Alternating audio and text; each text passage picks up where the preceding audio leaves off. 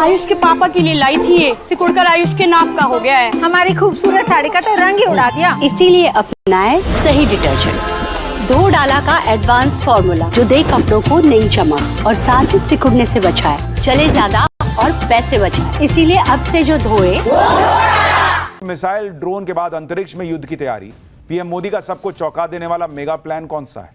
धरती, आकाश, समंदर, अंतरिक्ष का वो कवच तैयार हो रहा है जो चीन के हथियारों वाली परेड फीकी कर देगा क्या? 21वीं सदी के युद्ध के मैदान की तस्वीर बदल चुकी है। युद्ध अब टैंकों, मिसाइलों और बंदूकों तक सीमित नहीं रहा। बदलते दौर के साथ युद्ध के हथियार एडवांस हो गए, साथ ही वॉर का पूरा सिस्टम चेंज हो गया है। पीएम मोदी इस पूरे बदलाव से वाकिफ हैं। रूस और यूक्रेन का युद्ध हो या गाजा पर इजराइल का हमला, पीएम मोदी हर वॉर को करीब से नोटिस कर रहे हैं, वॉर की स्ट्रैटेजी को भी समझ रहे हैं और इसकी झलक पूरी दुनिया ने ऑपरेशन सिंदूर के दौरान भी देखी। 22 मिनट में भारतीय सेना ने पाकिस्तान की बैंड बजा के रख दी, लेकिन पीएम मोदी यहीं नहीं रुके। आने वाले खतरों से वो वाकिफ हैं और इसलिए देश की सुरक्षा को सर्वोपरि रखते हुए उन्होंने सिर्फ सेना को फ्री हैंड ही नहीं दिया। पीएम मोदी ने भारतीय सेना के लिए मेगा प्लान भी तैयार किया है, जिसके बाद आपको चीन के हथियारों वाली परेड फीकी लगने लगी। भारत का रक्षा मंत्रालय जिस मेगा प्लान पर काम कर रहा है, उसके बाद तो हमारी सेना अंतरिक्ष में युद्ध के लिए भी तैयार हो जाएगी। इसके लिए आर्टिफिशियल इंटेलिजेंस, बिना पायलट वाले सिस्टम से लेकर डायरेक्ट एनर्जी वेपन पर काम हो रहा है। ऐसा रोडमैप बनाया गया है कि भारतीय सेना को परमाणु ऊर्जा से चलने वाले जहाज, अगली पीढ़ी के टैंक, स्टील्थ ड्रोन बॉम्बर और हाइपरसोनिक मिसाइलों का जखीरा मिल जाएगा। पीएम मोदी ने सेना के मॉडर्नाइजेशन के इस प्रोजेक्ट की डेडलाइन 15 साल की रखी। अगले 15 साल में इस मेगा प्लान के लिए खरबों डॉलर खर्च किए जाएंगे, जिसके बाद धरती, आकाश, समंदर और अंतरिक्ष का क्रांतिकारी कवच तैयार होगा। यानी मोदी सरकार सेना को ताकत के साथ साथ तकनीक में भी आगे रखने की पूरी योजना पर काम कर रही है। अगले 15 साल में कैसे हमारी सेना की पूरी तस्वीर बदलने वाली है, उसका एक ट्रेलर देखिए, फिर बताऊंगा कि कितनी तेजी से पीएम मोदी इस विजन पर काम कर रहे हैं। देश की सेनाओं को अपग्रेड करने का यह अब तक का सबसे बड़ा डिफेंस प्लान है। तीनों सेनाओं को उनकी जरूरत के मुताबिक अपग्रेड किया जाएगा। भारत के डिफेंस विजन डॉक्यूमेंट के तहत भारत की थल सेना में लगभग 1800 फ्यूचर टैंक, पहाड़ों के लिए 400 हल्के tank, 50,000 tank mounted anti tank guided मिसाइलें और 700 से ज्यादा रोबोटिक काउंटर आईईडी सिस्टम शामिल किए जाएंगे। इंडियन नेवी को एक नया विमान वाहक पोत, अगली पीढ़ी के विमान और युद्धपोत मिलेंगे। इसके साथ ही इलेक्ट्रोमैग्नेटिक एयरक्राफ्ट लॉन्च सिस्टम और न्यूक्लियर प्रोपल्शन वाले युद्धपोत को हरी झंडी मिल गई है। वहीं एयरफोर्स को हाई एल्टीट्यूड वाले 75 छोटे उपग्रह, 150 स्टील्थ बॉम्बर ड्रोन और 100 से ज्यादा रिमोट पायलट एयरक्राफ्ट और सटीक हमला करने वाली सैकड़ों मिसाइलें मिलेंगी। इंडो पैसिफिक रीजन में चीन की ताकत से सब वाकिफ है। ऐसे में भारत शक्तिशाली एयरक्राफ्ट कैरियर अपने बेड़े में शामिल करना चाहता है। अभी भारत के पास 2 एयरक्राफ्ट कैरियर हैं, आईएनएस विक्रमादित्य और आईएनएस विक्रांत। अब ऐसे कैरियर की जरूरत है जो इलेक्ट्रोमैग्नेटिक एयरक्राफ्ट लॉन्च सिस्टम से लैस हो। ये लॉन्च सिस्टम स्टीम लॉन्चर से ज्यादा ताकतवर होते हैं, ज्यादा वजनी एयरक्राफ्ट को छोटे डेक से लॉन्च करने में सक्षम होते हैं। भारत की योजना फ्यूचर के वॉरशिप को न्यूक्लियर पावर से चलाने की भी है। इसी तरह नौसेना को अगली पीढ़ी के 10 फ्रिगेट यानी लड़ाकू युद्धपोत, 7 एडवांस कॉवर्ट यानी छोटे युद्धपोत और 4 लैंडिंग डॉक प्लेटफॉर्म भी मिलेंगे। भारत के पास अभी नीलगिरी, तलवार, ब्रह्मपुत्र और शिवालिक क्लास के कुल 17 फ्रिगेट्स हैं। अगले 15 सालों में इसे दोगुना करने का लक्ष्य रखा गया है। भारत एक तरफ फ्यूचर वॉर की तैयारी कर रहा है, तो आमने सामने युद्ध के लिए भी सेना को एडवांस तकनीकें दे रहा है। भारत का लाइट वेट जोरावर टैंक चीन के टाइप 15 टैंक से लोहा लेने के लिए खास तौर पर तैयार किया गया है। गलवान झड़प के बाद चीन ने बड़ी संख्या में लाइट टैंक बॉर्डर पर तैनात किए थे। भारत के पास जो T-72 और T-90 जैसे टैंक हैं, ये काफी वजनी है और इन्हें ऊंचे पहाड़ी इलाकों में तैनात करना और ऑपरेट करना थोड़ा मुश्किल है। जबकि जोरावर टैंक सिर्फ 25 टन वजन का है। इसे आसानी से एयरलिफ्ट करके पहाड़ी मोर्चों पर तैनात किया जा सकता है। बड़ी बात यह भी है कि आर्टिफिशियल इंटेलिजेंस से लैस और अपने टारगेट की पहचान करके उसे लॉक कर सकता है। उसी के हिसाब से अपनी फायर पावर को एडजस्ट कर सकता है। भारतीय सेना ऐसे 400 टैंक जल्दी ही अपने जखीरे में शामिल करेगी। इंडियन आर्मी रोबोटिक्स पर भी जबरदस्त काम कर रही है। अब तो ऐसी रोबोट सेना तैयार करने की तैयारी की जा रही है जिसके बाद युद्ध के मैदान में किसी भी सैनिक की मौत नहीं होगी। आप खुद देखिए, युद्ध के मैदान में बारूदी सुरंगों से फौज को बहुत ज्यादा खतरा होता है। ऐसी ही बारूदी सुरंगों को डिटेक्ट करने और उन्हें नष्ट करने के लिए रोबोट्स तैयार किए जा रहे हैं। इन रोबोट्स को दूर से कंट्रोल किया जा सकता है। भारत का दक्ष और म्यूल जैसे रोबोटिक सिस्टम इस काम को बखूबी अंजाम देने में सक्षम है। भारत ऐसे रोबोटिक प्लेटफॉर्म भी तैयार करने में जुटा है जहां एक्सरे, लाइडार यानी लाइट डिटेक्शन एंड रेंजिंग और अर्थ पेनिट्रेटिंग रडार से ये लैस होंगे। ये रोबोट जमीन से लेकर समंदर तक बारूदी सुरंगों को खोज पाएंगे। बारूदी सुरंगों को खोजने के साथ उन्हें नष्ट भी कर देंगे। यानी लगातार भारत सिर्फ अपनी अर्थव्यवस्था को मजबूत नहीं कर रहा, बल्कि अपनी रक्षा के लिए अपनी सेनाओं को भी मजबूत कर रहा है। पाकिस्तान में बाढ़ का कहर मचा हुआ है। ऐसी भयंकर तस्वीरें आ रही हैं पाकिस्तान से, जिसे देखकर लग रहा है कि पूरा पाकिस्तान ही मानो पानी में डूब गया। आप देखिए, एक तो पानी पानी, ऊपर से बाप रे बाप कूड़ा ही कूड़ा, पूरा कचरा। देश तो कचरा है ही, देश में भी कचरा है। मूसलाधार बारिश और बाढ़ ने आधे से ज्यादा पाकिस्तान को बर्बादी के समंदर में डुबो रखा है। लाहौर, कराची, इस्लामाबाद, देखिए ना भाई क्या हाल है। बड़े बड़े शहरों में हर तरफ बाढ़ का पानी घुसा हुआ। सबसे ज्यादा तबाही तो पाकिस्तान के पंजाब प्रांत में हुई है, जो 40 साल की सबसे बड़ी बाढ़ की चपेट में है, जहां रावी, चिनाब और सतलज नदी सैलाब बनकर बह रही। गांव के गांव पानी में डूब गए। करोड़ों एकड़ खेती लायक जमीन बर्बाद हो चुकी है। पाकिस्तान में इतनी जबरदस्त बाढ़ आई हुई है, लेकिन पाकिस्तान के हुक्मरानों को मस्ती सूझ रही। बाढ़ के पानी में बोटिंग का मजा लिया जा रहा है भाई। बाढ़ पीड़ितों की मदद के नाम पर फोटो सेशन चल रहे हैं। नेताओं की इस बेशर्मी को देखकर बाढ़ पीड़ित पाकिस्तानी आवाम का गुस्सा 7वें आसमान पर है कि क्या ही लोग हैं ये लोग। हम मर रहे हैं, यहां मरियम शरीफ जो है वो पिकनिक मना रही है, फोटो खिंचवा रही है। शहबाज शरीफ, असीम मुनीर चीन में घूम रहे हैं। कैसे पाकिस्तानी मुनीर को, शहबाज शरीफ को, मरियम नवाज को भर भर के कोस रहे हैं, ये भी आज आपको दिखाऊंगा। लेकिन आप देखिए कि पाकिस्तान में आई बाढ़ पर शहबाज और असीम मुनीर को कोई फर्क नहीं पड़ रहा, लेकिन हमारे यहां नेताओं का पाकिस्तानी प्रेम हिलोरे मार रहा है। महबूबा मुफ्ती ने पाकिस्तान की बाढ़ पर प्रधानमंत्री मोदी से क्या गुहार लगा दी, आज आपको यह भी बताऊंगा। और यह भी कि भारत ने सिंधु जल समझौता रद्द होने के बाद भी पाकिस्तान को बाढ़ का अलर्ट दिया, तो एहसान फरामोश पाकिस्तान ने क्या खेल किया। चीन कैसे पाकिस्तान के कटोरे से पैसा निकाल रहा है, यह भी बताऊंगा। पाकिस्तान के पंजाब में बाढ़ सारे रिकॉर्ड तोड़ रही है। नदियां समंदर बनकर बह रही हैं। क्या शहर, क्या कस्बे, क्या गांव, सब गायब हो चुके। हर तरफ से बाढ़ का सैलाब उमड़ा पड़ा है। यहां तक कि लाहौर शहर के अंदर भी पानी पहुंच गया है। लाहौर का ड्रोन व्यू देखिए, लाहौर है, हर चीज वहां डूबी हुई है। बड़ी बड़ी इमारतों की सिर्फ छतें वहां पर दिखाई दे रही हैं। ये एक और वीडियो आपको दिखाता हूं, इसमें लाहौर की सबसे पॉश पार्क व्यू सिटी का हाल देखिए, जिसे लाहौर की लग्जरी लिविंग सिटी भी कहा जाता है।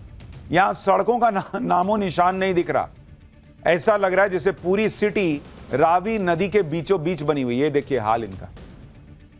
आप सोचिए लाहौर का यह हाल है तो पाकिस्तान के बाकी पंजाब का क्या हाल होगा। 4000 से ज्यादा गांव बाढ़ के पानी में डूबे हुए हैं। 40 लाख से ज्यादा लोग बाढ़ में फंसे हुए हैं और 20 लाख से ज्यादा लोगों को बेघर होना पड़ा है। सैकड़ों लोग बाढ़ के पानी में डूबकर जान गंवा चुके हैं। आपको एक और वीडियो दिखाता हूं, पाकिस्तान के पंजाब में कैसे मवेशी बाढ़ के पानी में बहे चले जा रहे हैं। ये देखिए, बेचारे बहे जा रहे हैं, कोई इनको बचाने वाला नहीं है। वहां पाकिस्तान की सरकार खुद कह रही है कि यह पंजाब के इतिहास की सबसे बड़ी बाढ़ है, जिसमें पाकिस्तानी पंजाब डूब रहा है। लाखों लोगों को 2 वक्त की रोटी का इंतजाम करना मुश्किल हो रहा है। लेकिन पाकिस्तानी पंजाब की सीएम मैडम मरियम नवाज इतनी भयंकर आपदा को फोटोशूट का अवसर बना के घूम रही हैं। आप वीडियो देखिए मरियम का। पाकिस्तानी पंजाब की मुख्यमंत्री मरियम नवाज बाढ़ प्रभावित इलाकों में बोटिंग का लुत्फ उठा रही हैं। कैसे बोट पर बैठकर अपना फोटो शूट करा रही हैं, देखिए।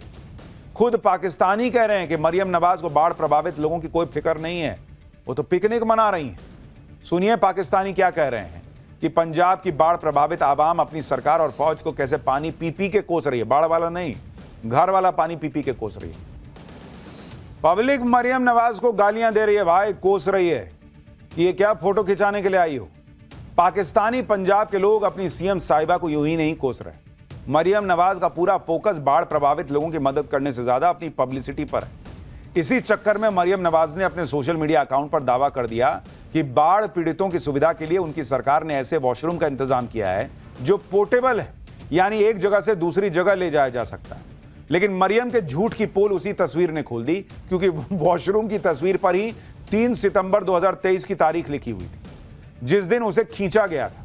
यानी मरियम 2 साल पुरानी तस्वीर को ट्वीट करके अपनी झूठी वाहवाही करवाना चाह रही, लेकिन लोगों ने उनका झूठ पकड़ लिया। इसके बाद मरियम नवाज की बेशर्मी पर लोग कैसे तंज कस रहे हैं। पाकिस्तानी लोग कह रहे हैं कि जिधर जिधर मरियम जाती हैं चोर चोर के नारे लगते हैं। और आप सोचिए, यही पाकिस्तान का हिसाब है। ऑपरेशन सिंदूर में झूठी फोटो डाल दी, यहां झूठी मदद की फोटो डाल दी, और मतलब बुद्धि का लेवल देखिए, उसमें भी ढंग से काम नहीं करते, हर बार पकड़ा जाते हैं। बाढ़ के पानी में सिर्फ पाकिस्तान का पंजाब नहीं डूबा है, बल्कि पूरे पाकिस्तान में बाढ़ ने बर्बादी मचाई हुई। 3 सितंबर तक के आंकड़ों के मुताबिक 26 जून से अब तक पाकिस्तान में बाढ़ बारिश की वजह से 881 लोगों की जान जा चुकी है। सबसे ज्यादा 488 मौतें पंजाब प्रांत में दर्ज हुई हैं। इसके बाद 359 मौतें खैबर पख्तूनख्वा में हुई हैं, 58 मौतें सिंध में, 26 मौतें बलूचिस्तान में, 41 मौतें गिलगित बाल्टिस्तान में और 37 मौतें पाकिस्तान के कब्जे वाले कश्मीर में हो चुकी हैं। यानी पूरे पाकिस्तान में बाढ़ सिर्फ लोगों का जीना मुहाल नहीं कर रही, बल्कि जानलेवा भी साबित हो रही है। आप जो ये तस्वीरें देख रहे हैं, ये कराची की हैं, यानी पाकिस्तान की आर्थिक राजधानी जो बारिश के साथ साथ सीवर के गंदे पानी में डूबी हुई है। कराची का हाल है बॉस, देख रहे हैं, खाली पॉलिथीन दिख रहा है, गंदगी दिख रही है। ऐसा लग रहा है दुनिया यहां अपना कचरा फेंक के जाती है। कैसे कराची की सड़कों पर कूड़े के ढेर बह रहे हैं। पाकिस्तान की राजधानी इस्लामाबाद का हाल भी देखिए, बारिश से बाढ़ जैसे हालात में गाड़ियां डूब गई। पाकिस्तान में बाढ़ का हाहाकार है, त्राहिमाम कर रहे हैं लोग, सरकार से मदद की गुहार लगा रहे हैं, लेकिन शहबाज सरकार अलग ही दुनिया में जी रही है। पाकिस्तान के रक्षा मंत्री ख्वाजा आसिफ कह रहे हैं कि बाढ़ के पानी से घबराओ मत, क्योंकि ये आफत नहीं है, ये आशीर्वाद है ऊपर वाले का। इस पानी को टब में भर के रख लो। वैसे तो कहावत है कि चुल्लू भर पानी में डूब मरना चाहिए, लेकिन पाकिस्तान के नेताओं की बेशर्मी ऐसी है कि उन्हें इस बाढ़ के पानी को टब में भर के डूब मरना चाहिए। करें टब में भर लो, ये टब में भरने लायक पानी है। पाकिस्तान के रक्षा मंत्री ख्वाजा आसिफ ने यह बेशर्मी भरा बयान देकर पाकिस्तानी आवाम का मजाक उड़ाया, लेकिन पाकिस्तान में तो चर्चा यह भी है कि ख्वाजा आसिफ ने यह बयान जानबूझ कर दिया। दावा किया जा रहा है कि रक्षा मंत्री ख्वाजा आसिफ को असीम मुनीर के बढ़ते कद से चिढ़ मच रही है। उन्हें इस बात से दिक्कत है कि रक्षा मंत्री वो हैं और दूसरे देशों की यात्रा पर शहबाज के साथ मुनीर जाता है। इसी बात से चिढ़कर वो पाकिस्तान में आई बाढ़ पर ऐसे बयान दे रहे हैं जो शहबाज और मुनीर दोनों के लिए टेंशन बढ़ाने वाली है। ख्वाजा आसिफ ने बाढ़ को लेकर 2 और बयान दिए हैं जो चर्चा में। ख्वाजा आसिफ कह चुके हैं कि बाढ़ के लिए पाकिस्तान सरकार का भ्रष्टाचार जिम्मेदार है, और उन्होंने ये भी कहा कि पाकिस्तान में आई बाढ़ में भारत का कोई दोष नहीं है। अपनी ही सरकार की पोल खोलने की वजह से ख्वाजा आसिफ अब अपनी पार्टी के निशाने पर आ गए। पाकिस्तान के रेल मंत्री हनीफ अब्बासी ने तो संसद में खड़े होकर ख्वाजा आसिफ से कह दिया कि इतनी दिक्कत है तो इस्तीफा दो और जाके विपक्ष में बैठो। आप सोचिए बॉस, लोग मर रहे हैं और शहबाज शरीफ सच बर्दाश्त नहीं कर पा रहे, ऊपर से उनके ही मंत्री बाढ़ पीड़ितों की मदद की बजाय घटिया मजाक कर रहे हैं। तभी तो पाकिस्तान की जनता में गुस्सा भड़का हुआ है। पाकिस्तानी लोग अपने हुक्मरानों से गुस्से का इजहार कर रहे हैं। इमरान खान की बहन और पीटीआई की नेता अलीमा खान जब बाढ़ पर ज्ञान दे रही थी तो उन पर अंडा फेंक कर मार दिया गया। सोचिए, किसी ने अंडा फेंक के मार दिया। पाकिस्तान में इतनी भयंकर बाढ़ आई हुई है, पाकिस्तान के हुक्मरानों को कोई फर्क ही नहीं पड़ रहा। पाकिस्तान में बाढ़ के हाहाकार को देखकर जम्मू कश्मीर की पूर्व मुख्यमंत्री महबूबा मुफ्ती का कलेजा जरूर फटा जा रहा है। उनके दिल में पाकिस्तान प्रेम की बाढ़ आ गई। महबूबा मुफ्ती कह रहे हैं कि पाकिस्तान की मदद करने के लिए भारत को बड़े भाई की भूमिका अदा करनी चाहिए। सुनिए जरा मैडम को। मैं तो कहती हूँ कि जब सैलाब आया उसने कुछ देखा नहीं कि ये पाकिस्तान है, ये हिंदुस्तान है। हाँ, है ना। टेररिज्म में इतने लोग नहीं मरे जितने अभी मरे हैं। अगर आप देखें जितने लोग तो इसलिए मैं कहती हूँ, जैसे पहले भी मुफ्ती साहब कहते थे, हमारे मुल्क को बड़े भाई का किरदार अदा करना पड़ेगा। क्यों बड़े भाई का किरदार अदा करना पड़ेगा बॉस? पाकिस्तान अलग देश बना, उनको एक अलग देश चाहिए था, आप अलग देश बन के रह गए। आपके यहाँ दिक्कत आएगी तो हम आपकी मदद करने पहुंचेंगे और आप हमारे यहाँ आतंकी भेजेंगे। महबूबा मुफ्ती कह रही हैं कि भारत बड़ा मुल्क है, इस नाते हमें बड़ा दिल दिखाना चाहिए। भारत को इंसानियत के नाते पाकिस्तान की मदद करनी चाहिए। लेकिन महबूबा मुफ्ती ये मानने को तैयार नहीं कि पाकिस्तान कितना बड़ा एहसान फरामोश है। आप देखिए कि सिंधु जल समझौता रद्द होने के बावजूद भारत ने पाकिस्तान को पहले ही बाढ़ का अलर्ट दिया था। भारत ने 24 अगस्त को बाढ़ की आशंका को लेकर इस्लामाबाद को आगाह कर दिया था। फिर 25 अगस्त को भी सतलज नदी में आने वाली संभावित बाढ़ को लेकर चेतावनी दी थी। भारत ने पाकिस्तान को यह अलर्ट इंसानियत के आधार पर दिए। वरना सिंधु जल समझौता रद्द होने के बाद भारत को ऐसा करने के लिए कोई मजबूरी नहीं थी। लेकिन यहां भी पाकिस्तान ने अपनी औकात दिखा दी। भारत ने मानवीय आधार पर बाढ़ के अलर्ट दिए, जिसे पाकिस्तान में यह कहकर प्रचारित किया जाने लगा कि देखो भारत को सिंधु जल समझौते का पालन करना पड़ गया। पाकिस्तानी सोशल मीडिया हैंडल्स के जरिए असीम मुनीर की तस्वीर लगाकर यह झूठ फैलाया जाने लगा कि भारत को बाढ़ का अलर्ट देने पर मजबूर होना पड़ गया। महबूबा मुफ्ती को यह सब नहीं दिखता है। उनको पाकिस्तान प्रेम में है जो वो उनके आंख पे काली पट्टी बनी है कि हम मदद करने चले जाएं। खैर, भारत अपने आप में सशक्त है, अपनी मदद